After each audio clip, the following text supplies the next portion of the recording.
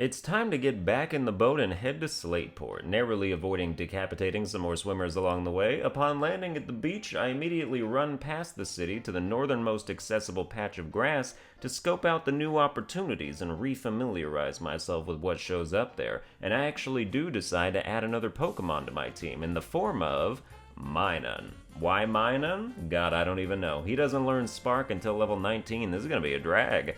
I guess I just want this playthrough to be frustrating. He's fast and a little bulky in the special defense department, but he's not strong. We're gonna have a hell of a time at the Pokemon League later. What mediocre teammate won't I think of next? Call him the wild card of this Pokemon with joke season. So far, his only use is using Helping Hand to strengthen his partner's moves in double battles, which Emerald thankfully has a lot more of, although this is still before they tweaked a bunch of the mechanics in them for the better. We're back in the stone age of multi-target moves getting their damage cut in half, and Pokemon getting switched in to replace feinters before the turn is over so they can take another hit directly to the face before they even know what's happening, not to mention split teammate XP. I'll never understand how people can think Pokemon was better in this generation or earlier. They're like, it was harder, so it was more fun. It was harder because it was poorly developed and things didn't work and nothing was optimized. That's like saying a hike is more fun if you're wearing high heels because it's more challenging for your feet. Are your feet having a good time? Walking up steep cliffs in dainty stilettos? Would they maybe have a better time if they had shoes that were more optimized for hiking? Yeah, improvements are good. I think so too.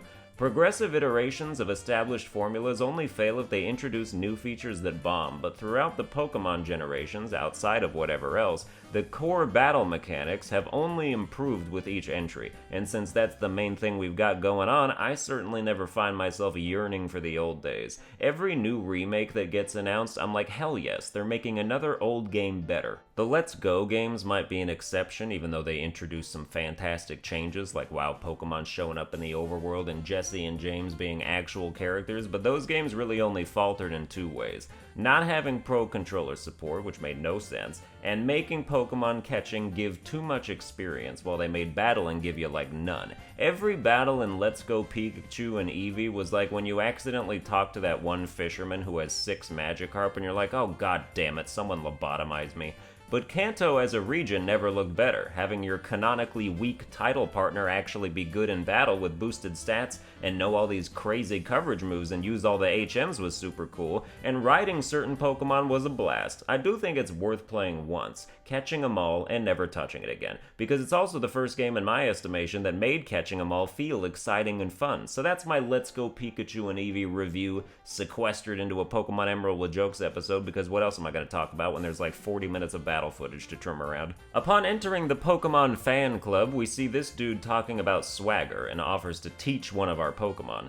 Well, I don't know anyone with more swagger than Minun, who could definitely use some method of defeating an enemy Pokemon, so we'll take it. Now Minun wears baggy pants with his underwear sticking out and abuses his girlfriend. Swag, bitch. This reporter says I seem to be very close to my Minun. I mean, yeah, it's been about 6 minutes and I'm already disappointed in him. What's up? She wants me to tell her about my Minun. Like, alright, if we're gonna go on 60 minutes, I want to give an honest interview, so this is what I said. Can't win challenge, too weak. Too weak. Gotta say it twice for effect. The reporter doesn't understand English, so she's like, wow, you guys must be really close. Great, where is this airing? InfoWars? You just interpret things however you want, huh? Excited to be sandwiched between 2 ads for testosterone powder. We get to the shipyard to try and find Captain Stern, who we don't know what he looks like, in a game where he doesn't have a unique sprite. This guy's name is Doc, who's like, oh, you're looking for Stern? He's not here. Oh, you have something for him? Can you do me a favor and give it to him? It's not a favor for you. For some reason, you have to talk to this very pointless man in order to trigger the Team Aqua conga line outside the museum to go inside. It costs 50 cents to get in, which is probably why there's only one location. This grunt says he didn't even have 50 cents, so I guess crime doesn't pay. I know homeless people who are richer than you, and some who used to be until I showed up while their back was turned. Up the stairs, we find Captain Stern looking at a toy boat like a toddler in a tub. As we're about to give him the parts to build his own toy boat, as if rookie tongue twisters can trip me up, a couple Team Aqua grunts come up and tell us to fork over our goodies. Time for Minun to show off his newfound swagger, which is so embarrassing and enraging it almost makes the Carvana kill themselves in one hit. I think we've all been in Carvana's shoes after watching something in the Discover section of Snapchat. After beating both Grunt Lords, the big boss shows up and calls everyone a simp. Pokemon's always ahead of the curve on trends. Dewford Town already proved that. He calls himself Archie, and at first he thinks we're Team Magma, but then he's like, no, you can't be. You're not dressed like it. I mean, I'm sure Team Magma wears other clothes too, like when they go to the grocery store. What if I was off duty and just wanted to enjoy a nice trip to the museum like a regular 10-year-old with no friends? Archie doesn't even battle me, he just lets us off with a warning like a cop pulling over a celebrity. Captain Stern's like, wow, thank you. Reward? What's that? And then goes and dives to the bottom of the ocean to avoid repaying us. Outside the museum, Scott, the Pokemon trainer talent scout, comes up to us and tells us to register him in our Pokenav, and we're like, okay, so I guess we can just be strong-armed into registering random people into our Pokenav. Big spoiler alert, so click away if you're 6 years old and you've never played Pokemon Emerald before, but Scott is actually affiliated with the Battle Frontier, and he seems to already recognize the talent of our not even level 20 Pokemon. Another new feature of Emerald are the Pokemon Battle Tents, which sort of function like midget baby versions of the Battle Frontier events. For example, this battle tent houses the Battle Swap Challenge, where you use rental Pokemon, aka my favorite mode. Remember NPC trainer pre-battle messages? This old dude is savage. It says we get a prize if we win 3 in a row, so after about 30 minutes of battling these robots wearing human disguises, look at this shit. This dude's like, go get me a Whiscash, please. And then after we win, he's like, please, I need a Whiscash badly. Nobody needs a Whiscash badly. Are you addicted to Whiscash? You chasing the dragon dance? After our rental Lanoon sweeps literally everybody, we discover that our prize is a full heal. I wasted a half hour of my life for a full heal. I will not be entering any more battle tents. You ever get one of your Pokemon poisoned and you're like, I bet I can make it back to the Pokemon Center in a small enough amount of steps, and then your Pokemon faints when you're in front of the door? I feel like a rift just opened up between me and Whismur. This might be irreparable damage to our bond, but at least he's evolving, so he'll hopefully forget all about it. Now he's a Loudred, which as a musician is very convenient. He comes with XLR ports and everything.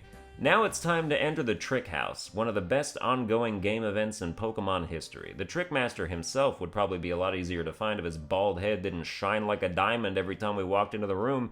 The man who modifies the back of his house as a challenge to all trainers bold enough to just barge in out of nowhere is also quite the egotist, making the passwords to his back doors all compliments about himself in a fashion I would certainly never understand and see kinship with.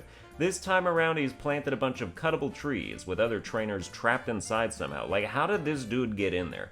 We solved the Trickmaster's maze, and he says we're almost his equal in greatness by 6 places, but we all know Sunburned Albino was 20 places ahead of him the day I was born. Coming through the grass path to Mauville, we run into awful name Brendan again, who's like, have you been raising your Pokemon? I'll check for you. You gonna give him full physicals or what, nurse? Now that Minun finally knows Spark, he's actually pretty helpful, and by helpful I mean he destroys Brendan's whole team single-handedly. Maybe I shouldn't have trashed him on national television, or maybe I should have, because it motivated him to do better. Negative reinforcement works, it just comes with some baggage. Brendan's like, wow, you've trained without me noticing. Yeah, you're not around to notice. I didn't think you were spying on me through a sniper scope. This biker chick fell off Cycling Road. How? There's guardrails. Did you run full speed into one and flip over it? Also, you should be dead. Let's get a bike of our own for free because children ruin the economy. Rydell's like, you walked all the way here from Little Root Town? If you had a bike, you could go anywhere easily. Yeah, and if I had a car, it would be even easier. You got a Kia Sorento back there I can just have? How about a private plane? We run into Wally and his touchy uncle in front of Mauville Gym, where Wally is begging him to let him try to challenge it with a level 16 Ralts, and his uncle's trying hard not to just be like, kid, you suck, go home. Wally wants to prove his strength to both me and his uncle by getting one-shot by my Grovyle. Kid, you suck, go home. Scott the Creeper runs up to us after like, I was watching that match. Damn, I'm sorry you wasted 10 seconds of your life. He's like, that boy was your friend, right? But you still fucked him up mercilessly. That's what being a trainer is all about. Damn straight, I can only go hard. Some might say I'm totally hard. On the route to Verdant Turf, we happen upon what looks like a game of lesbian Red Rover. Neat. This lady's bragging about her pretty flowers and says she planted them all. Oh, you planted these? This was you? You're responsible for this display? You planted all these flowers? But now it's time to take on Mauville Gym, where half the trainers didn't get the memo that they're supposed to be using electric-type Pokemon. Teaching Thunderbolt to a Zigzagoon doesn't count. You wish you had an Electrike so bad, don't you? Meditite, Volbeat, Illumise, a Gulpin? You're not even trying. I actually don't hold high hopes of beating Watson, because I know he's got an extra Manectric in there in addition to his Magneton for the Emerald version, and we have no type advantages, but let's see how it goes. 3v4, we're at a disadvantage from the outset, we're in need of a major comeback. Watson sends out Voltorb, who is met by my Grovyle. Just as things start to look doable, he decides to take the coward's way out and self-destruct, nearly burying me in the process. But Grovyle hangs on because he's a champion. If I didn't use Absorb instead of Pursuit on turn 2, I'd be toast. He sends out Electrike, and we leave Grovyle in because I'm permitted the use of 2 healing items following the same rules as the gym leader, and I don't see Grovyle helping much against the Magneton later, so we're gonna maximize his usefulness early on. Electrike can't do much other than prove how fast he is with Quick Attack, and Watson burns a Super Potion on him to little effect as we maintain a decent amount of health during his slow leeching demise. One less potion he can use on one of his actual threats. Bad move, Watson, your old age is showing. Magneton comes out, and I make a big brain tactical play to switch to Minun, so I can use his electric resistance against a Pokemon that I know is gonna get way more walled by it than Manectric would. We paralyze each other to start, so wheelchair combat has been fully initiated. Time to roll out. Magneton has low special defense, so even though Spark isn't very effective, I know it'll do at least an acceptable amount of damage, and Magneton's Shockwave is doing about the same to me, so I decide to swagger him for hopefully some free extra turns, which works pretty solidly. Watson has to burn his last Super Potion, and the combination of confusion and paralysis makes Magneton have a real hard time landing anything, and we actually win the encounter outright. In comes Manectric, whose fate was sealed pretty much as soon as I successfully paralyzed him. Minun goes down, Grovyle comes out to get a Screech on Manectric as insurance for Loudred's eventual appearance so we can just demolish him, but after some solid hacks, it turns out we don't even need him, and the Dynamo badge is ours.